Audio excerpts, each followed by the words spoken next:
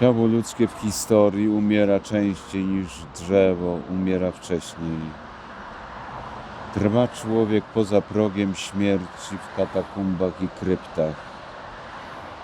Trwa człowiek, który odszedł w tych, co po nim przychodzą. Trwa człowiek, który nadchodzi w tych, co odeszli.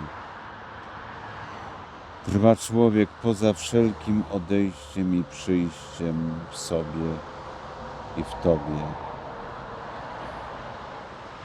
Historia ludzi takich jak ja szuka ciała, które Ty im dasz. Każdy w historii traci swe ciało i każdy odchodzi ku Tobie. W chwili odejścia każdy jest większy niż dzieje, których cząstka stanowi.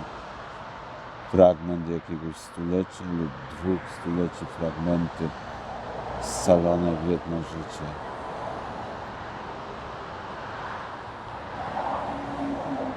Do Ciebie wołam, człowieku, Ciebie szukam, w którym historia ludzi może znaleźć swe ciało. Ku Tobie idę i nie mówię przybądź, ale po prostu bądź. Bądź tam, gdzie w rzeczach żaden nie widnieje zapis, a człowiek był.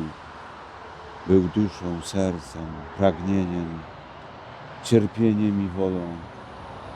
Gdzie go trawiły uczucia i palił najświętszy wstyd. Bądź jak wieczysty sejsmograf tego, co niewidzialne, a rzeczywiste. Człowieku, w którym ludzkie dno się spotyka i ludzki szczyt, w którym wnętrze nie jest ciężarem i mrokiem, lecz właśnie sercem. Człowieku, w którym każdy człowiek odnaleźć może zamysł najgłębszy i korzeń własnych uczynków, zwierciadło życia i śmierci wpatrzone w ludzki nurt.